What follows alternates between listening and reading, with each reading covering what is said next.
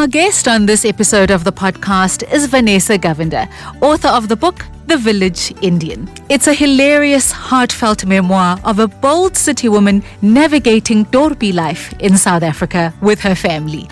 Through chaos, culture clashes, and colorful characters, the book celebrates identity, food, community, and the magic of finding connection in small-town South Africa. My name is Nongebo Vukile Mackenzie. Ngiyakwamukela. Welcome to the podcast. The title of the book is The Village Indian by Vanessa Govender, who's our guest on this episode of the podcast. Vanessa, it's a pleasure to have you with us. Thank you very much. I am thrilled to be talking to you. I'm curious about the title, The Village Indian. Do you stick out that much in your new life and your new world? Like you won't believe. So, I think I've literally come across maybe 2 or 3 other Indian people in the village. So I do stick out. I do stick out in the most wonderful of ways, and I love it. I love it. So the title, The Village Indian, is also quite a, shall I say, bold claim to my identity as well, especially in surroundings where I am one of but a handful. Yes, you write in your book that you are an Indian girl in a very white world. And, some of the anecdotes that you share in the book show how peculiar that can be, but also how funny it can be, and also how a little bit challenging, just in terms of the basic things. It's hard to find a good curry outside of Durban. Listen, I would strongly advise you do not order curries anywhere outside the jurisdiction of KZN. You are going to be greatly disappointed. But these are the wonderful quirks of being South African and of us being such a diverse sort of people. We can see, the humor in things, and we must see the humor in things sometimes, right? But what do you do, though? I was actually laughing when I was reading that because I usually will go get a good curry, from wherever. I mean, sure, if you're in Durban, if you want a good curry, really, you are not going to struggle. Whether you be in the city centre, whether you be in Westville or Umhlanga, wherever, you are going to find a good curry. And I then was like, you know what, actually, I want the smell of the cardamom in the house, of all the masalas in the house. So I went and I stocked up onto garimas, not garimas, garimas. Yeah, you got to say it right. To go get all my spices. And I was laughing because, we take that so for granted. It's such a Durban thing. It's such a KZN thing that you walk in and you've got this vast selection of flavor. And it's across contexts. The diversity in terms of the people. You go into the city centre, depending on where you are in Durban, it can be as lily white or it can be as dark brown as you want. It's such a diverse environment. And I ask myself, just the assimilation and the just getting comfortable in your own skin in a place where you aren't surrounded by the familiar. So, for example, when you are craving a good curry, when you are craving a good roti, where you are craving whatever, how do you even cope? Because those are the things that really tug at heartstrings and you really want, those good things that remind you of home. What do you do? So I had to learn to make them for myself, actually. But yes, you're right. We tend to navigate and gravitate towards what we know is familiar and where we feel we belong and where we feel we fit in. And for me, moving into the small village and being one of a handful, and missing out on that, missing the culture, missing the tradition, I thought would be an overwhelming thing and I thought would be a daunting thing. But I also know I live in a country that is so beautifully and wonderfully diverse. Our cultures, our traditions, we are deeply influenced by each other. We are absolutely 100% influenced by each other. So I think wherever you go here, wherever you go to in South Africa, whichever little corner, whichever little rural village or wherever, we still have that sense of identity, even if we are just one, you know, because everything about us is made up, our very DNA is made up by the influences of everybody else around us. So it doesn't matter where you go. We carry it with us. So I learned to cook for myself. It's obviously, you know, sometimes you don't want to cook and you just want to go to a takeaway and have somebody else do all the hard work. And, you know, that's a luxury you have in Durban and I don't. But you know, you learn to get on with things. And I just think it's such a wonderful way, you know, it's such a wonderful thing that we kind of don't really pause to reflect, to accept, and to appreciate just how intrinsically all our lives are interlinked, you know, across the culture, across tradition, across religion, across race. And it's such a beautiful part of being South African. You know, I'm from Port Shepstone, and I am from a place called KwaMadlala in Port Shepstone. So rural in South Africa can mean two different things. There's rural towns, like small little towns, small little dorpies. And then there's rural. Yeah. There's dorpies and then there's rural. So I'm from rural. I'm from Dorpy there. So I grew up there and I spent quite a bit of time there as well. So it's amazing, as you say, when you are from a certain culture and you then sort of like have to shapeshift between cultures. It's quite interesting, but it's amazing how when you are in that original setting, you default back. I was reading in your book about the aunties gossiping about, you know, the down the road. Yes. And you go back into your community and, you know, everybody knows you, everybody knows how you grew up, everybody knows uncle, everybody knows auntie, everybody knows so-and-so. And it's really so grounding, regardless of whether you're from a dorpy or you're from rural. It's so grounding. I ask myself how from just, you know, we grow up, especially, I mean, you come from Chatsworth. And a lot of people will be like, oh, no, she's doing so well now. She's left Chatsworth now. She's in Amshanga now. She's doing so well. Too much of herself, you know. You know? And it's sort of, like you were saying, the quiet and the serenity that is enjoyed in the suburbs. I mean, there's something wrong in Chatsworth if it's quiet. There's something wrong. Exactly. Why are there no people in the street? Why is it quiet at 7 a.m.? Same thing goes for Umlazi. Same thing goes for KwaMashu. We replicate that across the various townships throughout our country. Yes. And when you grow up there, the measure of success is you leaving there. The measure of success is you being able to make it elsewhere. But then you to get out. And then you go and you then choose a small little dorpy to go settle in. Weren't you met with, but you've done so well for yourself, why are you leaving the city? No, well, there's a bit of that, but also a bit of like, I think, disbelief in terms of, because I am such a city slicker, you know. What on earth are you going to go and do in a little village in the middle of nowhere? How do you go from a life of absolute, you know, of chaos, of drama, of life, you know, life, like you say, life on the streets, life in the homes, whatever, you know, the noisiness, the bustling, the busyness. How do you go from that to something quiet, you know? It's two completely different worlds. And here's the thing, is I thought it's two completely different worlds, right? Nothing's ever going to happen in a small little village. I'm never really going to settle in. I'm going to be like a fish out of water. And I think it's very deceptive, actually, because when you look at the surface of it, it looks very different. It feels very different.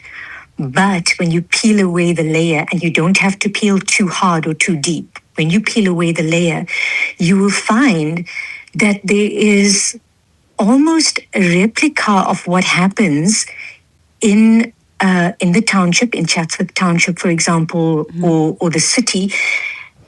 but in a little bit more of a refined sort of way, if that makes any sense, right? So the aunties are not walking around from house to house or standing outside their front door shouting across to the neighbor on the opposite side or whatever.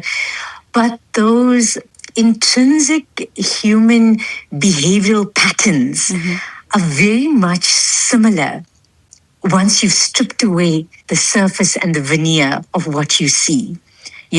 Because white suburbia always seems very picture perfect, very subdued and very, it's very bourgeois and it's very quiet and, people are of a certain caliber or whatever. But trust me, in a village, it is even more distilled. It is even more succinct. It's just packaged a little differently. But you will notice the similarities, and it's actually quite startling. It makes for great, great anecdotes, obviously, and the comparisons. Because here's the thing: ultimately, what I set out to write with this book was to kind of prove to myself, this is a very different world, and and I'm very different in it, and whatever. And I think what I ultimately found was, people are still behaving the way people behave, whether it's predominantly Indian or predominantly white or predominantly black. There's certain human qualities and traits, that just are universal, and it becomes so much more apparent when you're in a small village. Because here's the thing. Here's the thing about a village. The village becomes the metaphor for the country. And then it becomes the metaphor for the whole world, actually. Everything is so distilled. Everything is so magnified. The emotions, their interactions, the relationships. And I think you will find, well, I certainly found, that it is not that different. I thought it was hugely different. I thought it was a very different world. I thought, these are people who behave very differently. I'm going to have to adjust or adapt to kind of squeeze myself into that space. But I didn't. In fact, what happened was I made more of an effort to own my identity, to assert my identity, and to own my space. And others had to kind of navigate to allow this person their space in this village. So it's such a wonderful dynamic, really. It's a wonderful dynamic. It's interesting. It's fascinating. It can also be quite disconcerting at times, because let's face it, it's not all kumbaya, and you do face the things that I think we as South Africans face wherever we may be, when it comes to race relations, when it comes to identity and that sort of thing. And what I found for me is just the thing of owning it and of asserting myself, and not, cowing or not cowing, but sort of like cowering and being uncomfortable in addressing certain issues because I'm one of me. So I've kind of just laugh it off. What's the uncomfortable stuff or whatever? Not at all. In fact, it was a wonderful lesson in very many ways, and a beautiful revelation also of how utterly wrong I may have been about certain things, about my own preconceived ideas of people, because we all have preconceived ideas of people, right? Until we actually interact with them, live in the same space with them, and we find, well, we're packaged very differently, sure, but I think inherently and intrinsically, we are profoundly very, very similar in what makes us up, in our DNA, in what drives us. The human experience is ultimately the human experience. It's just packaged differently dependent on where you are, because the things that we can set our alarms against and close our gates against in suburbia and in the big city, there's no such. And I'm not talking about crime. I'm using that metaphorically, because everything is out in the open in the in the smaller communities, and you get to see and hear things that ordinarily, because everybody goes behind their high wall, in the city or in the suburbs, that, those things cannot be hidden. In our area here in Durban, we've got a whole lot of neighbors, elderly neighbors. Elderly neighbors have got all the time to watch your comings and goings. So they are the first people to notice if something is off.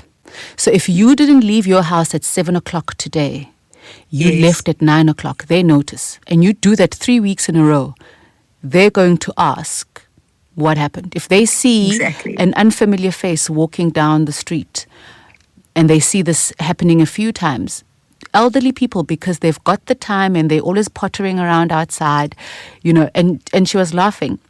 And I was saying that's the beauty. But now it's done quietly in our areas, because then you'll get maybe a little WhatsApp, or you'll get, but in the rural areas, you'll literally find an old lady coming up to you and saying, I saw your car the other day. And when you drove in, I saw that a car with a man that I've never seen was following you. And I saw and I saw that man left late in the afternoon. And I was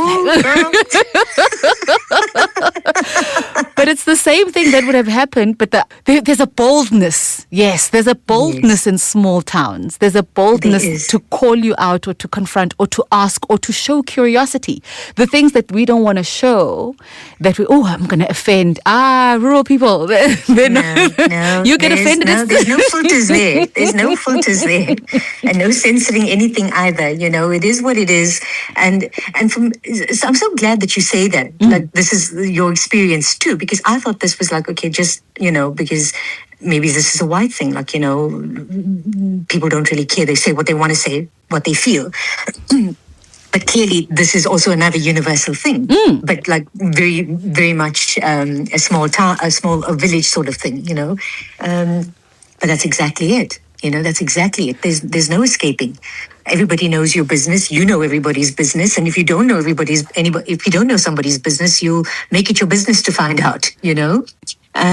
Because here's the thing: is like it's almost like I'd like to liken it to this.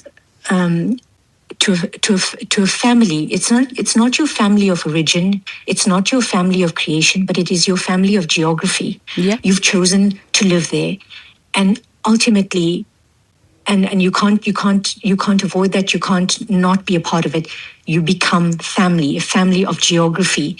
In all your diversity, become a family of geography. And there's common threads that bind. Yes, we can look at each other and we look very different, but there are common threads that bind, that are actually stronger than what divides, that makes any sense at all.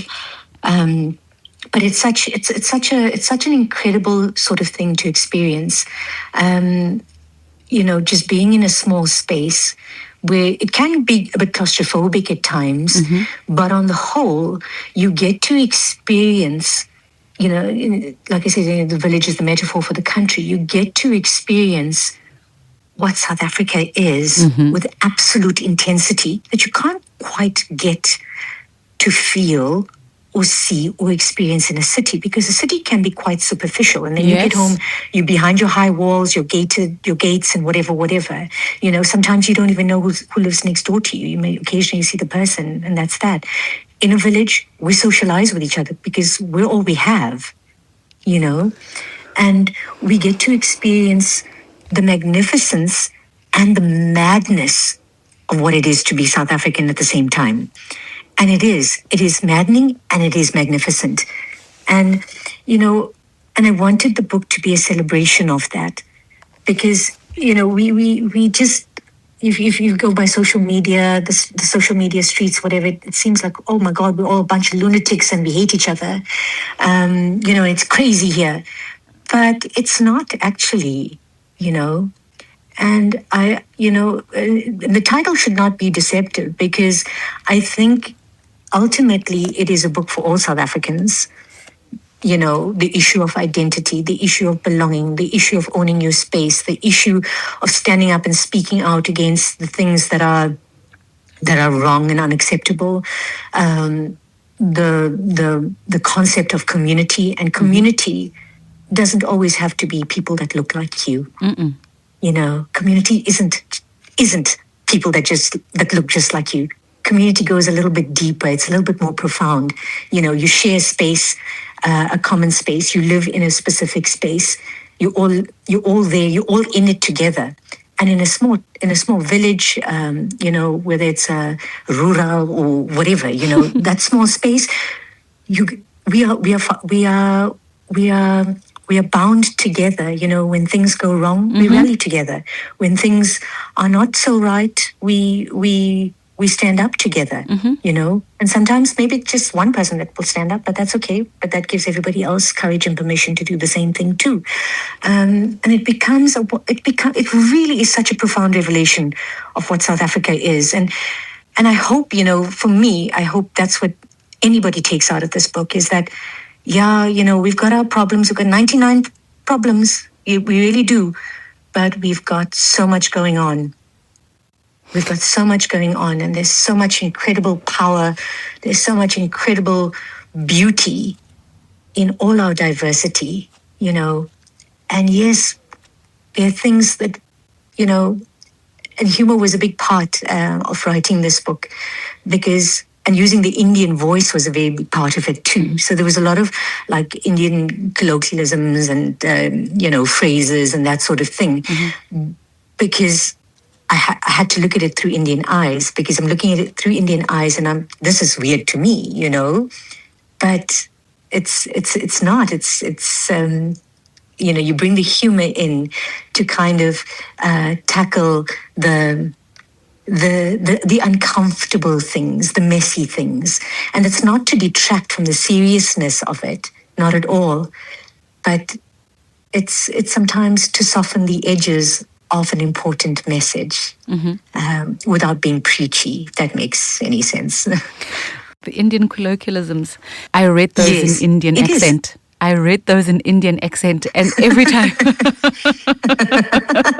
And you know it, right? You know it. It doesn't matter where you come from, you know it. Like down under, because down under. It's but you know what I'm saying and all, right? You know what I'm saying. Oh, but and that's the thing. That's the authenticity of the book. But you talk about different things in the book. You talk about service delivery. And you talk about how in small towns, because everybody rallies together, a lot of things that miraculously work, you're surprised that they work, but they do work. Because if it doesn't work, it affects all of us. And therefore, we're all going to make sure that it works. And the looking out for each other in the community, you know what blew my mind? One of the things that, and it was so weird for me because, as I say, I grew up KwaMadlala. And I left when I went to go to varsity, and I would obviously visit.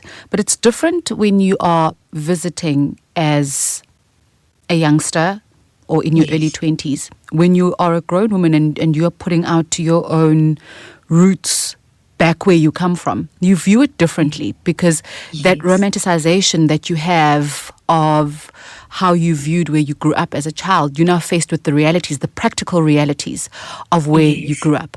And this is why I was saying there's dorpie and there's rural, because we don't have running water.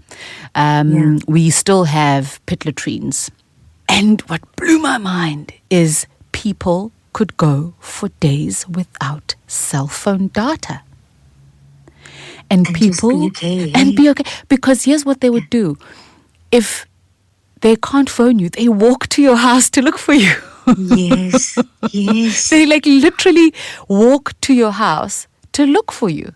And the same thing happens in townships. But if you spend time and if you function primarily in suburbia, there's always going to be the polite phone call. Can I just, pop over? I just wanted to drop something. You know what I mean? And it's all those things. But it again speaks to the community and how people identify as one. Nobody thinks, I'm not going to go over because I might be disturbing them. I haven't seen her in a while. I'm going to go check up on her. But that's also how all the juice gets out. You know what I mean? And how everybody knows everybody else and how frank everybody is. Let's talk about Danny Mabel, because again, we were talking about service delivery just now and how it's service delivery, but it's made to happen by people. So a lot of, the forums that come together in the rural areas, or rather in the dorpies, to make things work, especially if it's a farming town, people get back together, will get together to fix things. If it's a tourist town, you've got all these community formations that make sure that things happen, to make sure that everything keeps running. And that's on a service delivery side. Our experience in rural is completely different. We make do, but there are things that we can't do. We can't lay down pipes to bring us running water, but we make do. Nobody's going to go thirsty. If you've got a water tank, your neighbors are going to get some water, if you're harvesting rainwater kind of thing. Yes. And that speaks to service delivery. And now there's issues of dealing with the evidence of our past. Now, if you go to Wentworth, now a coloured is a coloured. If you go to Chatsworth, a coloured is a coloured. But then you meet Danny Mabel. You don't question how they came to be coloured if you find them in Wentworth or Effingham or whatever. But you meet Danny Mabel, whose father supposedly went off to buy bread and never came back. And that's not it, though. Yes. And that's not it. Mm-hmm. Not it. So, to tell the story of the village, it was very important to look back, because I can talk about how wonderful the village is and the superficial stuff. But what is the village? What is its origin? And its origin and how it started off is you've got to look at the people who were there first. And Tannie Mabel is a very integral part of the village history, a history that is uncomfortable. A history that is painful and traumatic. But we do not have the right to look past it or to pretend it did not happen. In acknowledging our greatness, we must acknowledge the pain and the trauma and the legacy and the history.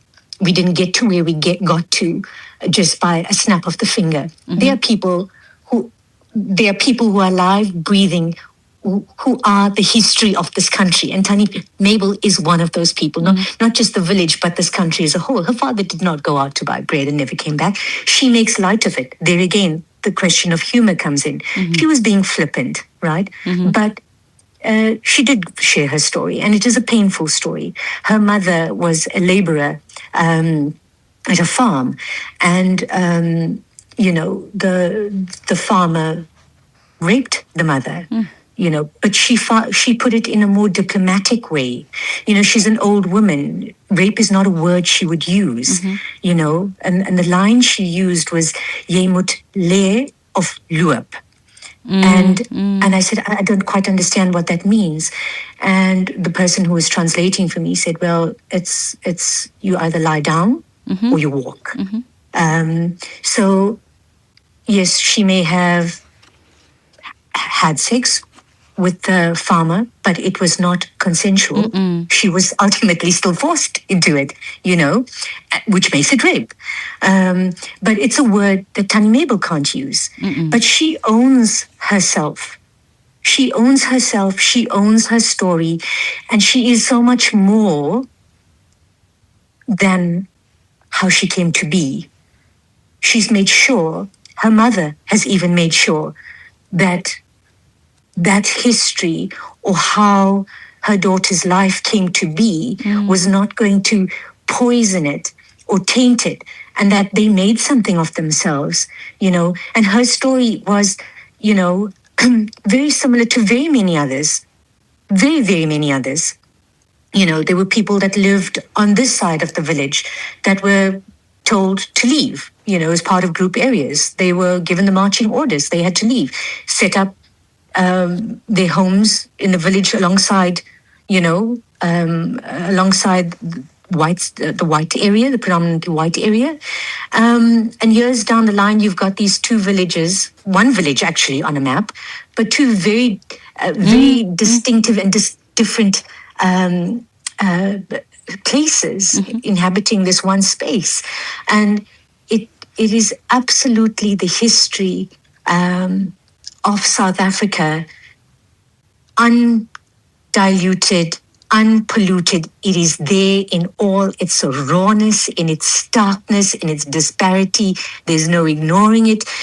And you would think, that there would be almost a sort of air of distrust, of contempt, of hate, of animosity, because those would be the sort of things or emotions that should play. It would be the natural discourse, right? But you're seeing a very different sort of thing play out. You're seeing people as divided and as disparate and as different, and given the legacy and given the history, still kind of find their way towards each other, And I always say this is the one superpower of South Africans, that we will fight and we will have our disagreements and we will rage against each other, but throw in a common threat that upsets the peace, or that's there to cause discord, and watch how everybody rallies together. And it's so typical of any family, like siblings or whatever. We'll fight amongst each other. We may even say nasty things to each other. But let an outsider come in and say something bad or badmouth another member of our family. Then you'll see a different side. And South Africans do the very same thing. We will fight with each other and we will rage against each other. But when it comes down to it, we kind of know how to get our stuff together. We know how to come together. But those things are forgotten. Those things are ignored, because sometimes the noise of the other stuff is much too loud. And it's nice to remember that at times, though. But the Tani Mabel story was such an intrinsic part of the South African story, of the village Indian. Here I am trying to find myself, and here is this woman whose whole life story is made up of I dare say trauma, pain, violence. Because they very well could have been violence involved.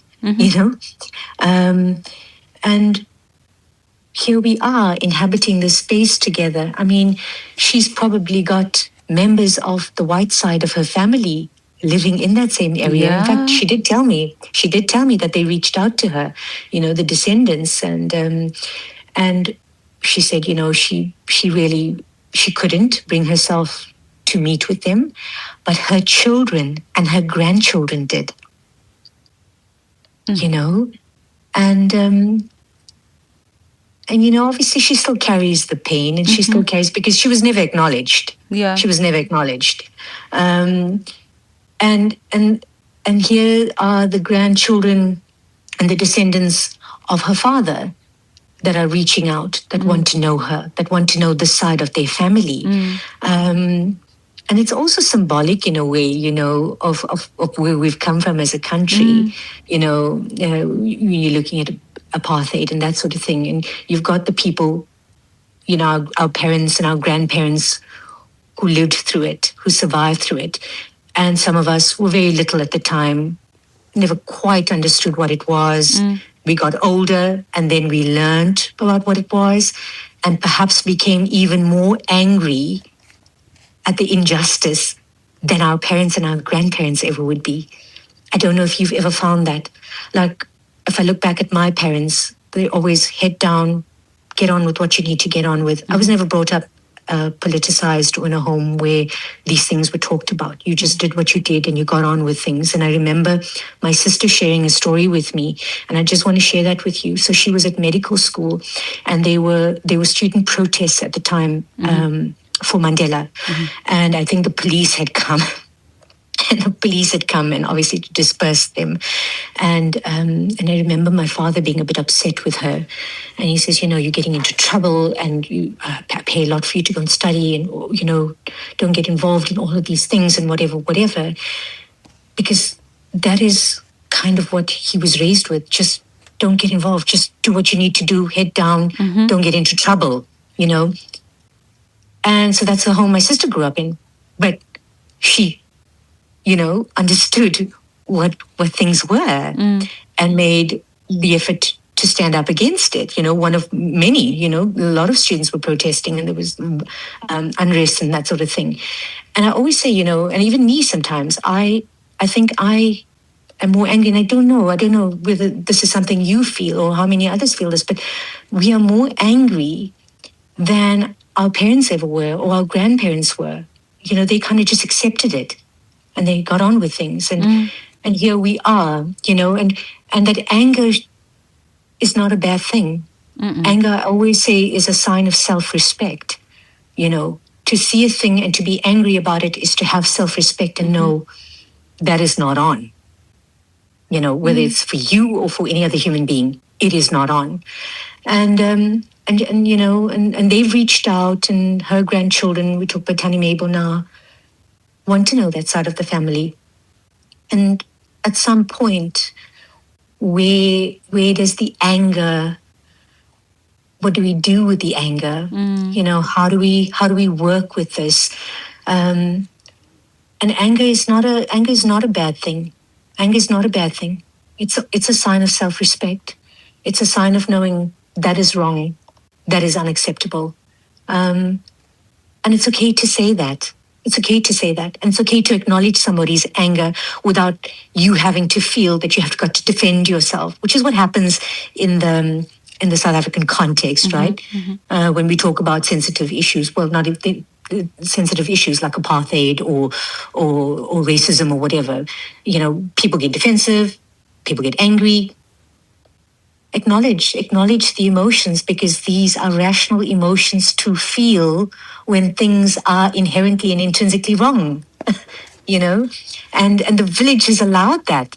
I've been able to be very much a part of it, but also step back from, on the parameters and watch the interactions and watch how people handle and deal with issues of racism, the overt and the covert kind.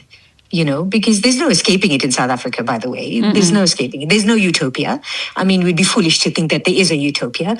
But you come back to the metaphor of the village, and people are handling their stuff. You are seeing it. I'm seeing it. I'm seeing it as a person of color. Things could be brushed on the carpet, swept under the carpet, but no, I have seen people challenge things head on, and it's quite astounding to me, because I never thought it was like that. I really didn't, and maybe it's my naivety, or maybe it's my own preconceived prejudices about people. But I certainly didn't think that I'd be, watching, and watch white people take on racism, dealing with racism. I thought, they just like laugh it off or shrug it off or whatever. Because that's my own internal sort of prejudice, right? And that is a prejudice, because you think, these people are not going to care about that. But I've seen it firsthand for myself. And it's just, it's incredible conversations. It's incredible conversations to be had. And I think sometimes we shy away from it because it's uncomfortable. Race is an uncomfortable thing, But that's why the book is called The Village Indian. I'm owning myself. These Indians are like that. I'll be the first one to say, yeah, sometimes Indians are like that, exactly how you stereotype us, that's exactly how we are. But I can own it, and I can see it. And what do I do with it from there? Do I then just say, okay, well, tough luck, that's just how we are? Or do I make the effort to say, well, actually, I can see, I don't set out to be hurtful, but maybe I can see how that will be hurtful. What do I do about it? What do I change about myself? I believe we are all ambassadors for our race group. What a person of another race group experiences of us becomes almost the definitive of an entire group, if that makes any sense. So you may have a nasty encounter with somebody, in a parking lot, both if you say yourself and an Indian person. Over a space to park your car, and they're shouting and they're swearing and whatever. There's nothing necessarily racist that's been said, but you've now experienced, something ugly with an Indian person, and then you become like, you start having reservations, or you start having prejudices, or preconceived ideas about Indian people in general, or maybe perceive that to be a racist encounter. And I speak for all of us, whatever our encounters may be with other people, because I had, I wouldn't say like an aha sort of moment, right? And you'd have read it in the story where I had experienced something that I had experienced with a group of people. And because I am Indian and because I am one of a handful and they were all white, my automatic assumption was, well, this is racist. Nothing racist was ever said, but it was just the behavior and the interaction and the things that were done that made me feel, okay, is this because I'm Indian? Is it because I'm the only brown person here that, they're behaving this way? And I had to do some introspection. And, we can most 100% say with absolute conviction, all racists are assholes. But not all assholes are necessarily racist. And sometimes people are just badly behaved, poor excuses for human beings. And I like this because my husband is white, right? So we have this discussion often. We can talk about race relations. We can have these uncomfortable discussions. Sometimes I need to understand things, right? That I struggle with. And he made a comment to me. He says, sometimes you got to understand that white people, they are like that to other white people too. They can speak that way to other white people too. That's what they are like. So I said, yeah, well, that's fine. You guys can speak to each other that way. But when you speak to a brown person that way, it comes across very differently. It's received very differently. Received is the word. It's received very differently. And it's just all these interesting, fascinating things, dynamics of human relationships, and especially in the South African context. And there's stuff to be gotten out, and certainly without downplaying or sugarcoating the serious stuff at all, not at all. But I had to do introspection, and I had to, I'm forced to, right? Because otherwise it just becomes catastrophic, if you feel alienated and kind of isolated. Got to understand people, are you being a racist or are you being an asshole to me? And it's quite an interesting sort of thing to look at. And that's on the race and identity side of the coin. But as you say, community, regardless of how it's configured and its geographic location, human beings are human beings. So the things that we see reported about that seem to be happening in cities, they're not happening in smaller towns.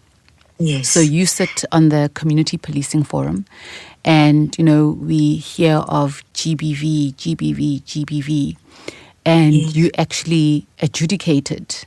Let me not say adjudicated. You were instrumental in the processing of a GBV case, Yonela's GBV case. Yonela was a young mum. Turns out, has been in a long-term abusive relationship, everybody knew.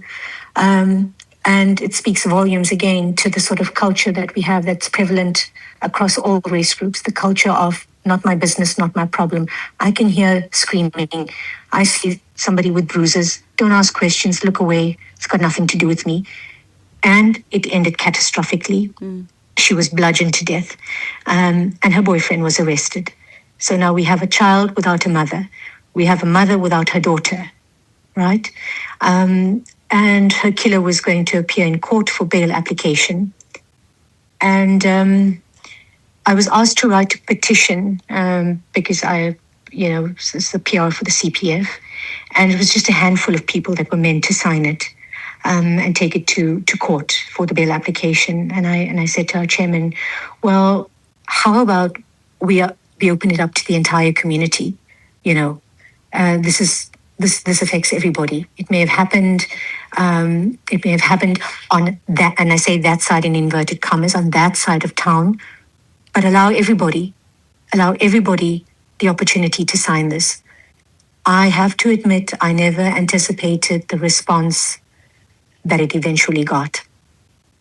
There were well over 1,000 signatures to that petition opposing bail for Yonela's killer.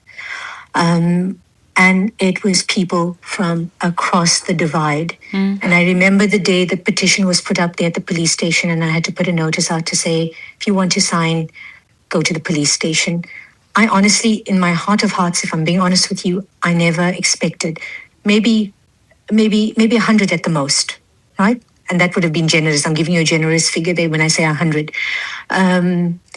People walked, people brought their staff, gave them off work, people hitchhiked, people found their way to the police station.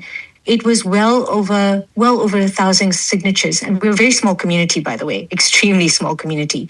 So that well over 1,000 signatures was pretty much, I'd say, close on to half, right? And that petition was presented in court, and I remember the magistrate saying, he's going to have to take the community's anger into consideration. He's going to have to take the community into consideration. And Yonela's killer was denied bail. He's since been convicted and sentenced. She will never come back. But when we talk about a community rallying together, when we talk about people in all their diversity uniting for a woman whose life was cut short, what a profoundly beautiful thing. From that horror and that tragedy, something beautiful emerged. What we failed, what those around her failed to do for her while she was alive, the greater community did for her in her death. And it was truly, it was truly such a profound thing. I mean, obviously, I come with my own history of GBV, so it was an incredible thing. Because too often, the voices of victims are quiet, are dimmed, were silenced, or we're shamed, or we're disbelieved. And too often, it's the culture of, well, it's not our problem, don't get involved. And sometimes, people are afraid for themselves. So I can't quite slate people for behaving the way they do or having the attitude that they do. I do get that. But there was strength in numbers and there was strength in unity, and that was an absolute incredible display of it, an example of it. And we saw an entire community come together. Yonela became everybody's daughter, everybody's child, everybody's sister. And we all spoke with one voice for her.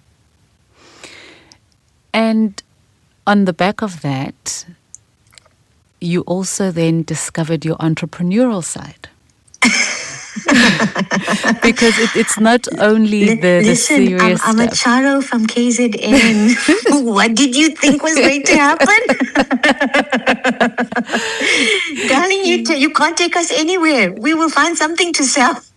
It's not only the serious stuff that we talk about in this book, because I love it. And so the Vanessa Queen of Spice Durban Karoo curry powder business was born, and your husband is your intermediary, ferrying spices backwards and forwards.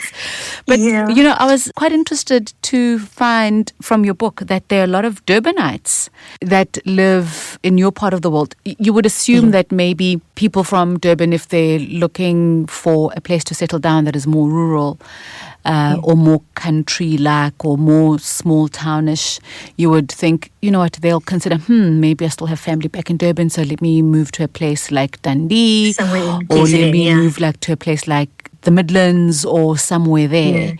So you've got a captive market. I do. And everyone's always wanting a curry. So, I make my own curry powder for myself. my mum started it. So, and out here there's like really nothing of too much available. So, I made my own curry powder, and then I thought, well, how about I try sell the stuff, and it went down quite well because, like you say, there's a lot of expats from KZN, and they know what a good curry is, So there was the curry powder business, and so my husband buys all the spices. I wash, I mix, I blend, I do all of it and package, and I sell it off, and it goes pretty fast. And then I thought, oh, well, hang on, there's also curry, I love cooking, right? I wasn't always a great cook. I couldn't cook to save my life. But I had to learn, and I've gotten quite good at it. So I thought, well, how about I do a pop-up like curry takeaway, So I cook in my own house. Mm-hmm. I advertise it on the WhatsApp group and on the Facebook page to say, well, it's a Durban-style chicken curry and savory rice with roti and some salads, and this is how much. Pre-order, and I cook to order. I can't. I mean, obviously, I'm cooking out of my home, so I can't cook great quantities, like up to 40 people. And like immediately, people are sending messages like, I'll take 2, I'll take 1, or whatever. And it is incredible. So it's myself and Tandi and my husband and the children. Everybody gets in on it, and we're cooking and we're prepping and we're whatever. And then when it's time to collect the food, it's quite an experience. It's quite an experience. I mean, listen. I mean, it's not going to make me millions. It's not going to make me millions or whatever. But it's the food is such an inherent part of our culture. Any one of our cultures actually. Food is like it's such a universal language. And curry, I find pretty much everybody loves a curry, right? So here I was, cooking curry, and I didn't do it too often. Because I'm just lazy like that. I've got to be in the mood, because if you're not in the mood and you're cooking a curry, you're going to taste something's not right. Also, you need to be patient, because you need to fry the spices until they're just right, and then you've got to get the meat in there, and you've got to braise it properly, and then you've got to let it cook. And also the curry is always nicer the day after. Once you've let it rest, and then the spices, they just go poof, poof. Yes. Oh, it's amazing. But can I tell you something? Yeah. I did not know this about curry being cooked and kept for the next day. In fact, when I first heard about it, I thought, oh my God, this is the most outrageous thing I've ever heard. Because in our home, we cook and we eat the curry the same day. If there's leftovers, yes, you have it. But you never cook for the next day, sort of thing, if that makes any sense, right? So, and then here I was, and hearing things about, no, you must cook it, and you must leave it, and you must eat it the next day.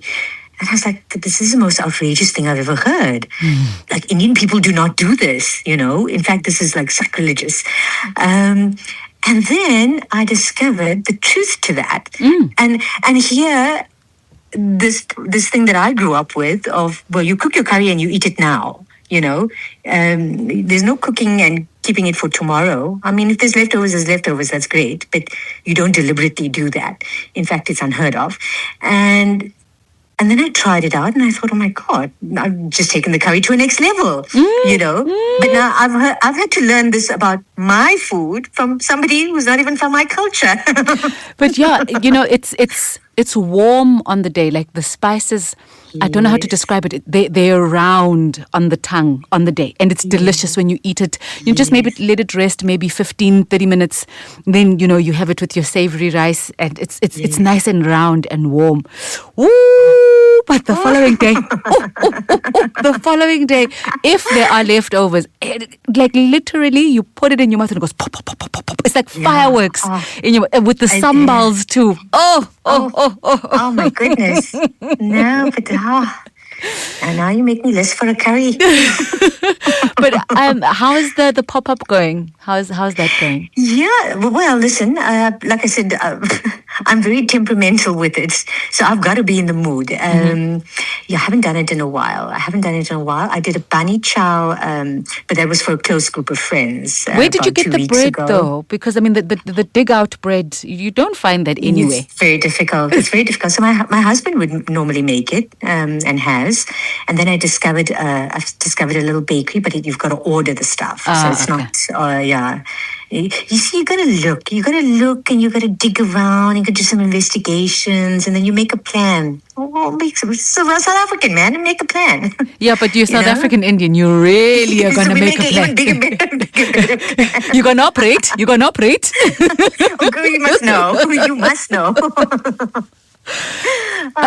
Yeah, but you know what's amazing for me, as you said earlier, that as South Africans, when we have a common cause, there is nothing that unites us more than witnessing some form of injustice across communities, across racial lines, across class, across everything. And the story of the principal, which again, we hear of this in larger urban areas. If you hear of something like that in Gauteng or in, Durban, or, if you hear about it in Cape Town, you're like, oh my goodness. But there are these things that you just are like, what? It happened in that place. How? In a small little place. How? Yeah. But again, it speaks to what you were saying, that it's just, a small little capsule of life everywhere. And craziness, and chaos. But like you say, it's the surface. It's the surface that's very deceptive. Because you think small village or whatever, peaceful, serene, tranquil. There's a lot of drama percolating. There's everything that makes us so profoundly human. And with such intensity, though, it's on a more intense level, right? You can't ignore it. You can't run away from it. It's right there. It's in your face.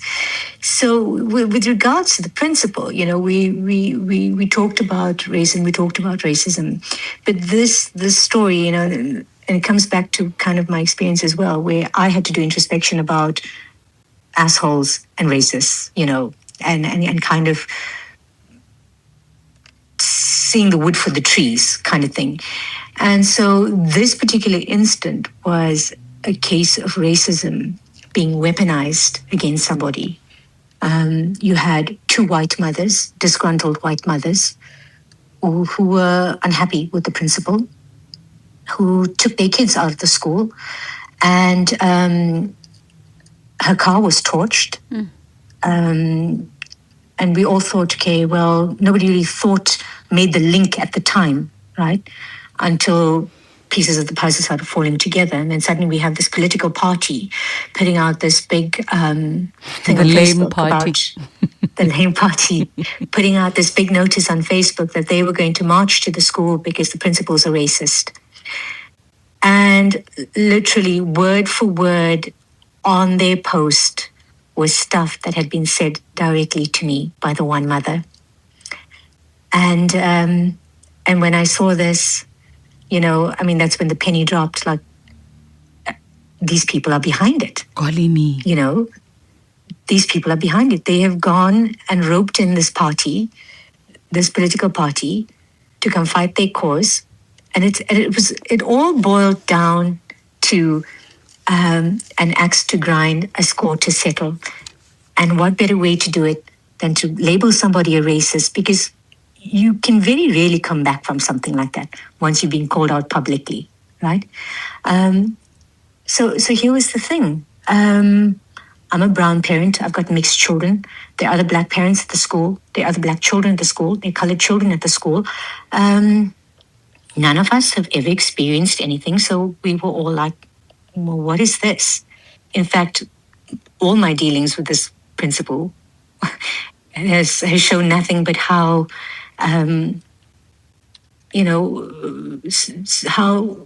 good a human being she is, And I responded to that Facebook post and I said, well, have you actually looked into, done some digging into the source of these claims? Because by now it become apparent that these women were behind it. So you've got two white mothers calling another white person a racist. You've got all these people of color, parents of color, who've never experienced it, who are saying, well, that's not actually the case. So, like, what's the veracity of this information? And we're being ignored. And it reached quite painful levels, to say the least. But again, it fell onto the parents of color. It fell onto the community of color to stand up. Because if anybody was going to experience the racism, if anybody was going to know about the racism, it would be us. You would think. You would think, right? Yeah, exactly. You would think. But no, I strongly suspect money had changed hands. I strongly believe that they were going to teach this principal a lesson. It was very personal. It was very, very personal. And I don't think either of those women who had made the accusations ever for 1 second anticipated a community rallying together. And I'm not just talking about, you can forget the white community. I'm talking about the black community. I'm talking about the colored community. And I'm talking about, well, I'm pretty much the Indian community. Me, myself, and I. I'm pretty much the Indian community here. So, no, but they never anticipated that. And then the more I'm a journalist, right? So I had to dig a little bit deeper. And the more I dug, the more it became apparent that they were behind it, because I'd even asked, I'd even confronted the one mother. And I sent her the thing and I said, are you behind this? Did you pull this off? And I never got a response. The message was read and I never got a response. And this mother had subsequently left the country. They moved their family back to Germany. And I just wanted to know, I wanted to know, like, did you do this? And why did you do this? You had a personal fallout with this person. We all knew about it. You could not solve it. You could not come to a solution. You could not resolve this amicably. And that was truly a personal thing. But they weaponized racism. And what better way to rile up people than to use that word? And, it almost destroyed somebody who was completely innocent of it. Because I know I've had dealings, and if you had to read the testimonies of all the other parents, because listen, that would have been the opportunity for all of us to speak up, right? Yeah. That would have been our opportunity. There was nothing to speak up about. There had been nothing. And it was sad. It was horrible. But again, also, a revelation of how sometimes things are manipulated, things are weaponized for personal agendas, and it sometimes what it can do is it can absolutely reduce the seriousness of the real stuff when it does happen, and we must be very guarded about that. And that march never happened, by the way. I mean, racism is a serious issue. And if you've taken a stand against it, why call off the march? Yep. Why do that? Yep.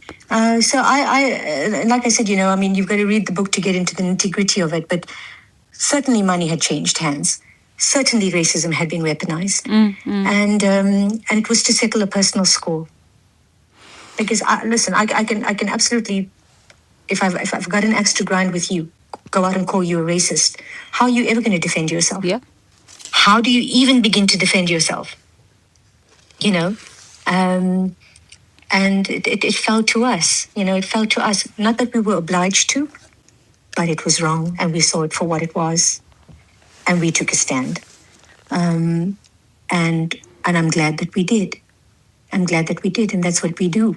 That's what we do for each other. You want to talk about gay rights? It's not for gay people.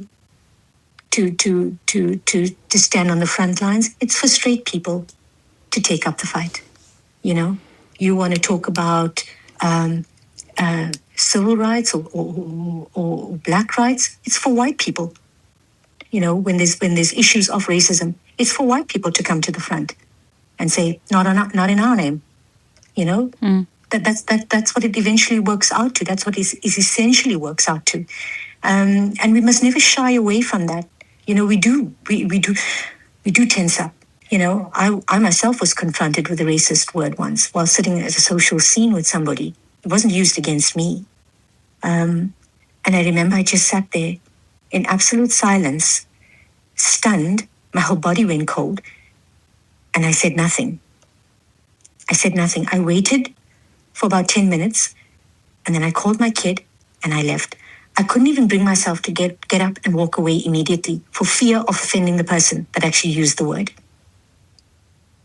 You know, and it was a lost opportunity. I mean, I think back and I always do. I always look back at it and I think, like, I should have said this. I should have done this, but I didn't. Because sometimes these things are so vicious, they catch you off guard. Off guard, yeah. You know, and you don't know what to say. You know what you would say, right? But in that moment, it's like there's something like literally suffocating you, and you don't know how to react. You don't know how to respond. And you become fearful of offending the person that has caused the offense. How crazy is that? You know? And I think, you know, when the opportunity presents itself and when we can see something is blatantly and horribly wrong, it doesn't have to be against people that look like us. You know, when you see it happen to anybody, an injustice is an injustice to whoever. I don't think it's a bad thing to stand up. I don't think it's a bad thing to speak out. You know, it doesn't have to escalate into. My husband's very much the pragmatist, and he does things very diplomatically. But he can be quite searing. You know, and there's no two ways about it where he stands on things. I can get quite emotional and I can get quite enraged. You know, and that's my personality type, and he will deal with you quietly. And he will put you in your place quietly, you know, when it comes to issues of racism and that sort of thing. And I admire that, you know, we handle things very differently. But it's still taking a stand. So whether you do it that way or whether, you know, whatever, but speak out. Speak out. When the opportunity presents itself, speak out. We see too much going on in the world right now. World is on its head at the moment with things that are happening around us. And I'm not even talking about South Africa, you know. Why shouldn't we speak up for people? Why shouldn't we? That's the power each of us holds, you know, to be able to right a wrong. Why wouldn't you want to step up? Why wouldn't you want to raise up your hand and say, nope, not on, you know? And, you know, you can shift the frequency, you can shift the vibe, you can shift the mood, you can shift people, you know. We're going through this but once. That's what I believe. Yeah. We're going through this but once. Do the things that make others breathe a little easier. That makes other people feel seen and heard. Don't be patronizing. That's not what I'm saying. Don't be patronizing. But see people, you know, and stand up for what's wrong. Speak out. Stand up against what's wrong. Speak out against what's wrong. And I think, you know, it's the most powerful, profound thing we can do as human beings, not just for ourselves, but for others as well. And there's always the opportunity to do it. And I get that sometimes fear puts us in a place where we feel we can't. And life is messy.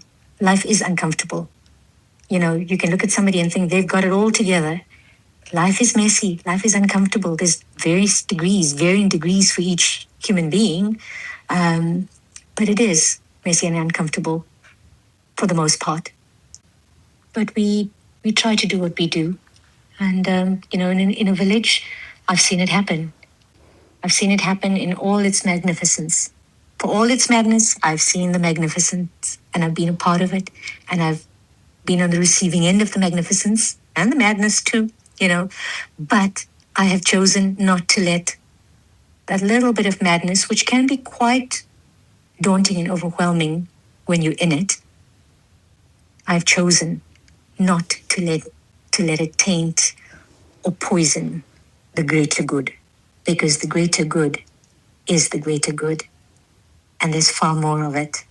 Vanessa, it's been an absolute pleasure to read the book and to be in conversation with you. The book is The Village Indian, complete with proteas, complete with the poodle from Port Elizabeth, and the chickens, and the spiders, and the leopard frogs, and all the rest of it.